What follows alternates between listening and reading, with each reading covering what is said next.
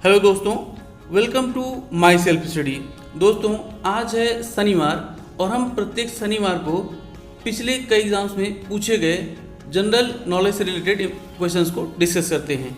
हमेशा की तरह दोस्तों, मैं यहाँ पे आपको प्रश्नों का उत्तर तो बताता ही हूँ, साथ ही टॉपिक से रिलेटेड इंपॉर्टेंट फैक्ट्स भी बताता हूँ और फिर वीडियो के अंदर उन्हीं फैक्ट्स से रिलेटेड आपसे एक प्रश्न पूछा हूँ जिसका उत्तर आपको देना होता है।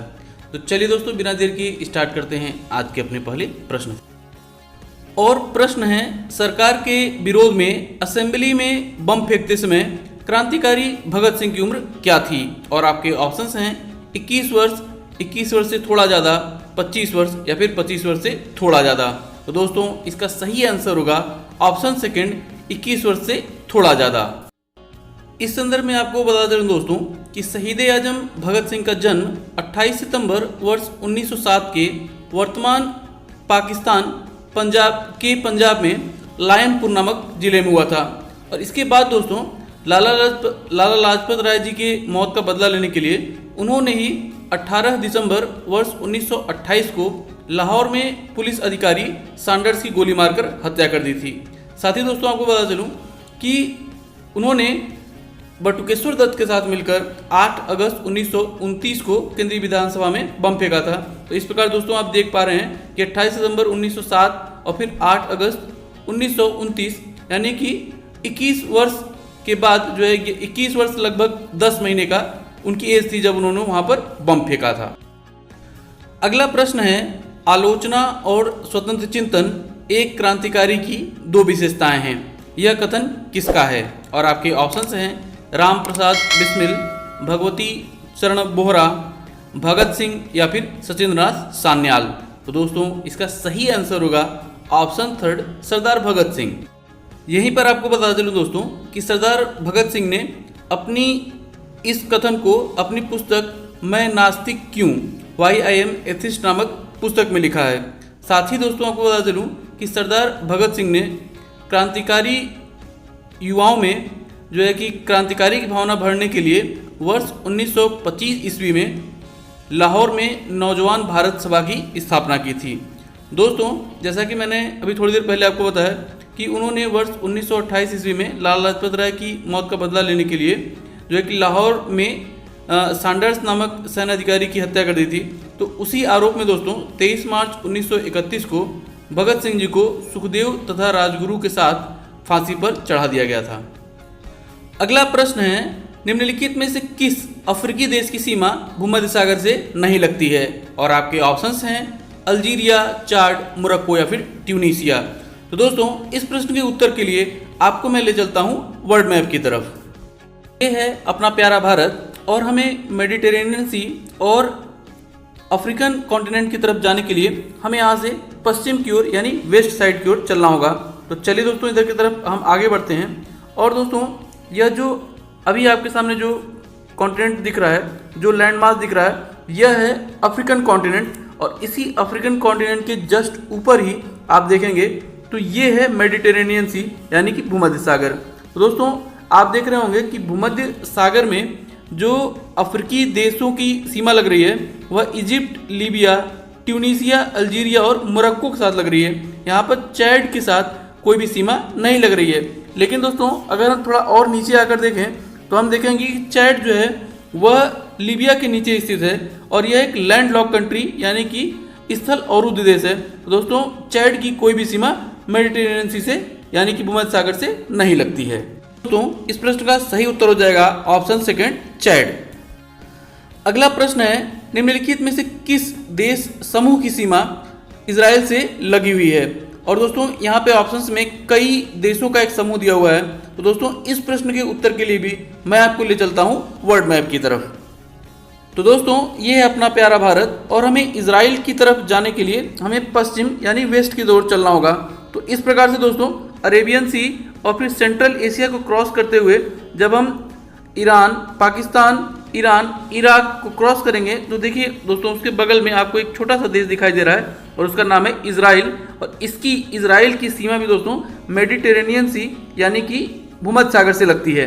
अब यहाँ पर दोस्तों थोड़ा सा मैं और आपको जूम इन कर दूँ तो ये दिखाई दे रहा है दोस्तों इजराइल, जैसा कि आप देख पा रहे हैं। और इजराइल की सीमा दोस्तों इजिप्ट, जॉर्डन से और लेबनान और सीरिया से लग रहा है, लेकिन दोस्तों इसराइल की कोई भी सीमा टर्की यानी कि तुर्की के साथ या फिर साइप्रस के साथ नहीं लग रही है।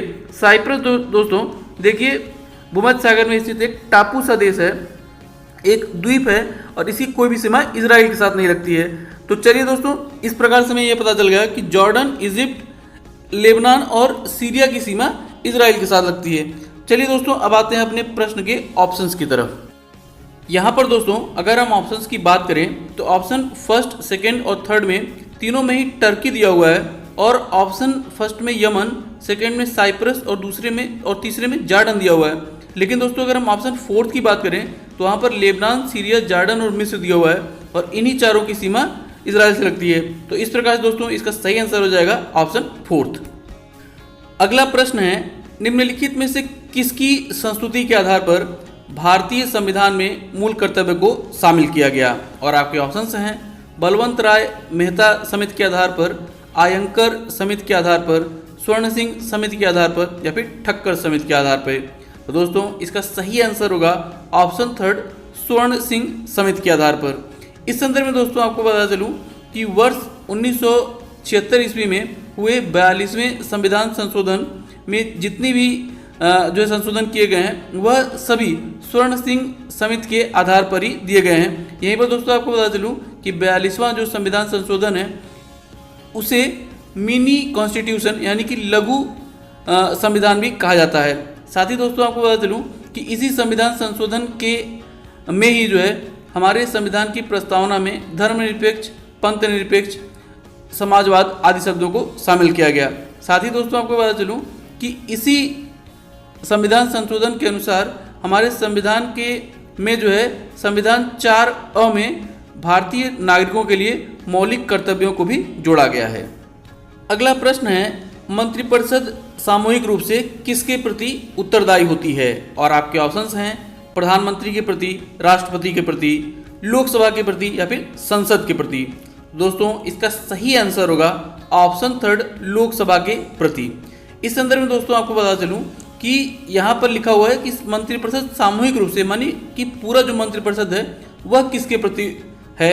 अगर यहीं पर दोस्तों अगर मंत्रिपरिषद का कोई भी एक सदस्य है तो वह लोकसभा के प्रति नहीं बल्कि संसद के प्रति उत्तरदायी होता है। इसे भी आप याद रखिएगा।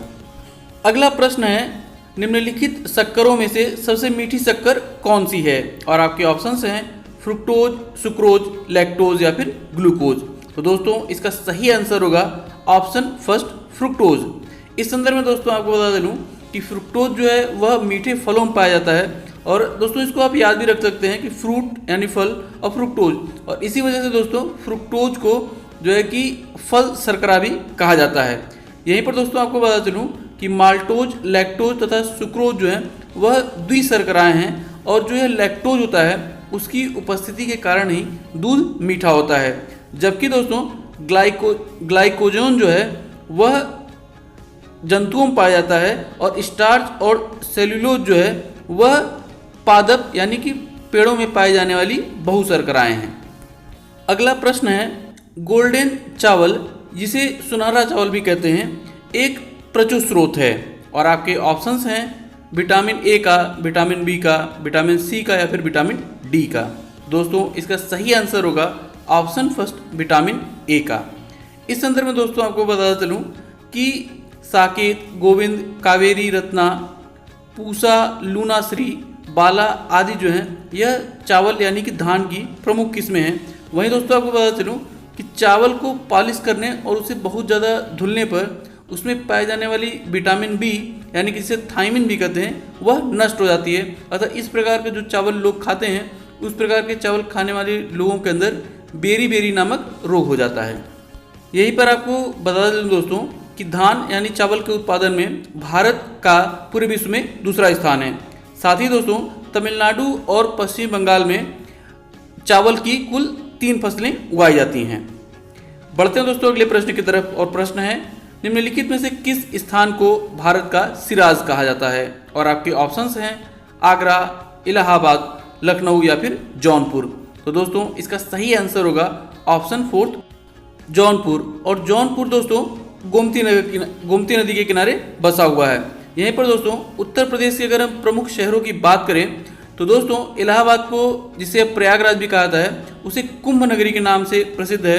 वहीं आगरा, जहां पर ताजमहल है, तो वह ताज नगरी के नाम से प्रसिद्ध है, जबकि कानपुर को उत्तर भारत का मैनचेस्टर कहा जाता है।